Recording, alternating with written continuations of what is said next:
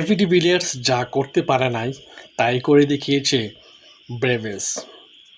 যখন ক্রিকেট থেকে AV de Villiers অবসর নেয় তখন সাউথ আফ্রিকা দলের নতুন এক ইয়াংস্টার আসে যার নাম ব্রেভেস। তার ব্যাটিং স্টাইল অনেকটাই এভি ডিভিলিয়ার্সের মতো, যার কারণে তাকে অনেকেই বেবি এভি ডিভিলিয়ার্স বলে থাকে। এবং তিনি যে কতটা দুর্দান্ত একজন ব্যাটার তা আজকে প্রমাণ করলো অস্ট্রেলিয়ার বিপক্ষে। অস্ট্রেলিয়ার জয়রথ থামিয়ে দিয়েছে সাউথ আফ্রিকা।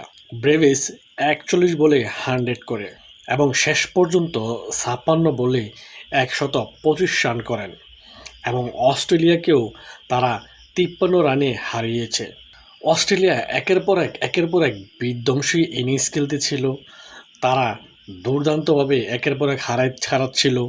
তারা ওয়েস্ট ইন্ডিজকে হারিয়েছে, এখন সাউথ আফ্রিকাকে হারাচ্ছিল এবং আজকে তারা ঠিকই ধরা খেল সাউথ আফ্রিকার কাছে অস্ট্রেলিয়া। এবং এইখানে মারকুটে দুর্দান্ত দারুণ ইনিংস খেলেছে ব্রেভেস। তাকে অনেক মানুষ আবারও স্মরণ করতেছে সাউথ আফ্রিকা দলে ঠিকই আর এক এভি ডিভিলিয়ার্স চলে আসছে। একটা জিনিস লক্ষ্য করে দেখবেন যে যেসব ভালো ভালো দেশগুলো ক্রিকেট খেলোয়াড় ভালো ভালো দেশগুলো তাদের এক লিজেন্ড চলে গেলে আরেক লিজেন্ড ঠিকই চলে আসে। কিন্তু সেক্ষেত্রে বাংলাদেশের কী অবস্থা? বাংলাদেশের দেখি লিজেন্ড একজন চলে গেলে আরেকজন লর্ড চলে আসে। আপনাদের কি মতামত জানাবেন।